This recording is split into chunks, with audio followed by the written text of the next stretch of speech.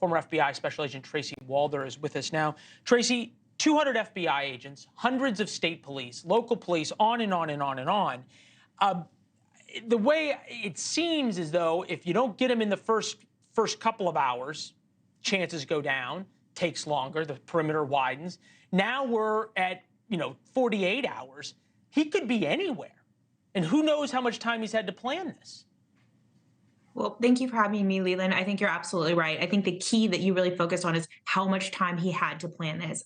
I believe, and I could be wrong, though, that he really did take some time to plan this. This is someone that did attempt to threaten a military institution. This is also someone who seems to be hitting targets that are important to him. The bar, the bowling alley, these are all places around where he lived and that he probably went to at some point. And the fact that he ditched his car really close to that waterway, to that river, I think is also indicative of the fact that he was either planning to go someplace else or he was quite frankly planning to kill himself. So I think this is someone that really planned this out, and he truly could be anywhere.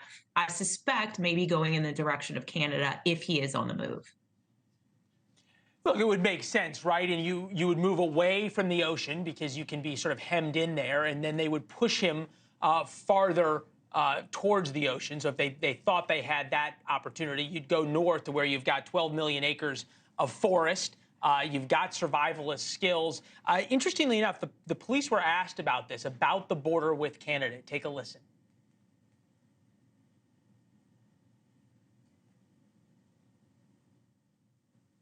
There's no expectation at all that there's going to be some kind of a border checkpoint scenario. Why not? I thought that was an interesting statement because from what I understand is that BORTAC, which is the basically militarized version of Border Patrol, has been surveilling the area. So I'm not sure if they're surveilling it for something else or if this is unrelated. I'm not sure why. It seems to be the easiest thing to do. I've worked with the Canadians a lot. When I was at CIA, they're very easy to work with. They're very eager to help us. So I'm not certain why he would say that unless he thinks that Mr. Card has killed himself. Yeah, I heard that the shelter-in-place orders were lifted. It seems as though they're kind of taking the pressure off. There's reports that there was a note found. I guess you could think about that being a suicide note, and it's been fairly common in history for people who engage in this kind of behavior and murder large groups of people to then kill themselves. What's confusing to me, though, is they haven't found a body, and it seems like an awful lot of confidence in just finding a note from somebody to do all this, to allow hunting, to allow people in the woods, to complicate any kind of infrared search, on and on and on, just based on what may be in a note.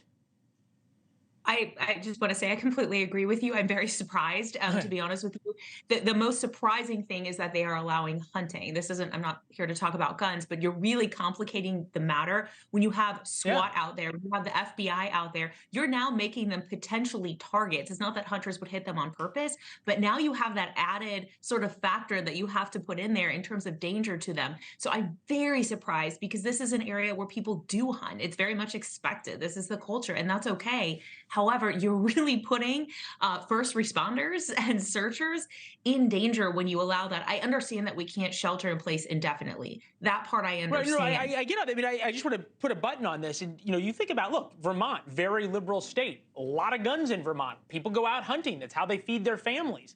That's the culture there. Maine, also a liberal state. People hunt a lot of moose up there. They have a lot of weapons. They know how to use them. But all of a sudden, you've got hunters in the woods with weapons. You've got well-armed, as they should be, SWAT teams, FBI, SWAT teams, HRT, on and on and on.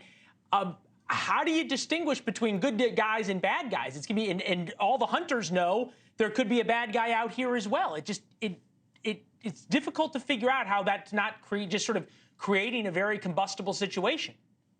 It's highly combustible. I would think at a bare minimum, they would kind of put a pin on hunting for just the time being. I do get that as part of the culture, and I respect that. Yeah. But for right now, I really think people would be on board in this community for that, because I'm sure they want to find Mr. Card, or at least find his body, and do so safely for those searchers and for those first responders. So that piece I'm very, very surprised about.